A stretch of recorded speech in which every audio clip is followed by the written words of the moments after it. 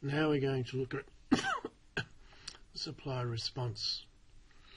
So we're just looking at the supplier tab, and we can see the status here. And now we're going to look at the supplier side.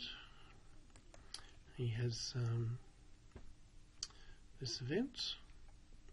So firstly, he needs to review the prerequisites and accept. Say OK. He says OK. Now the salient point here is the supplier status. So now he's opened it there, but if we go back and have a look at the supplier side, the buyer side, where are we? So now we see that this supplier intends to participate. So there's an action being made. So because we operate with a closed tender box, you won't see any action until the supplier's completed their application. So now we'll go back. So the supplier's got this requirement. So there's the specification and the contract variables. He just needs to click on that and he can download it. But we're just going to respond. So here, a little note, if I don't intend to respond to an email, and we're going to put a little, it's already got a status in there. We don't have a conflict of interest, and we're just going to attach a file, browse, and supply response. That's okay. Alright, so now I'm going to try and submit, and there we are. There's two things that I need to do. There are mandatory questions that need to be asked. So here they're now cost fields, so he needs to put in a cost. So his total cost is going to be 120000, and his GST is 30,000. And now we'll submit. Do we want to submit? Yes. So notice the supplier gets a definite response that his response has been submitted, and then he can revise his response up until the time that the event closes. So now we're going to go back, and we'll show you that you can change the timing. So at the moment we're going to, it's 14 minutes, so we're going to reduce the timing by 14 minutes.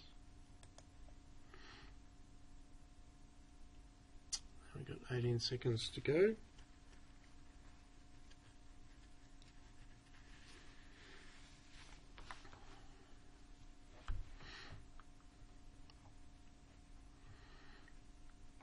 And when this completes, it goes into pending selection.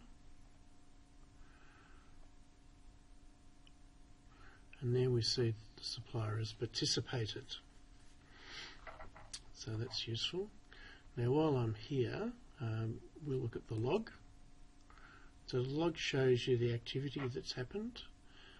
If you actually use the table options menu, you can select user logs, and then that tells you the activity. So the bid's accepted, the supplier bid. Now you can here group, so you can group it by user, for example,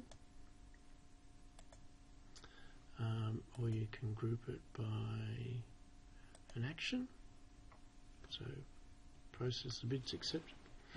So that helps you to look at the various activities that have happened. So here you see that the event was reopened. Remember, we extended the time. So now if we have a look at the content,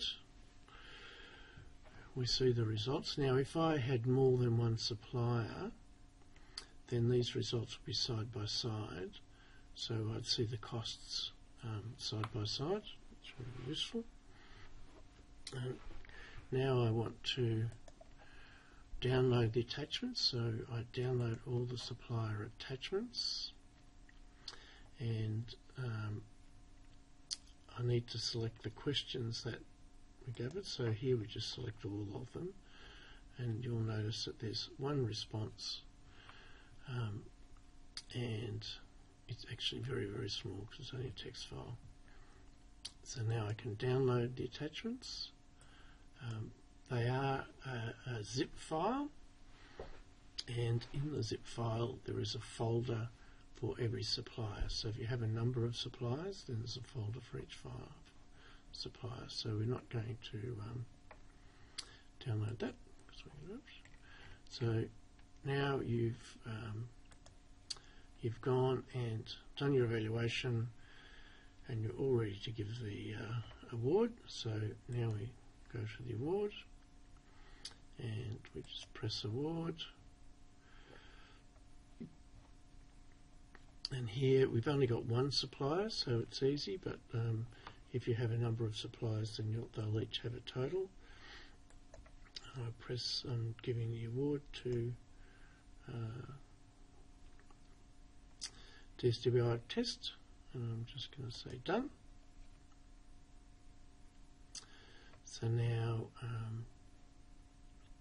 that's been awarded, and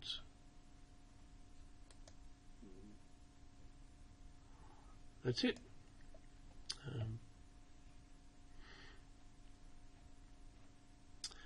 We'll finish there. So we're all done.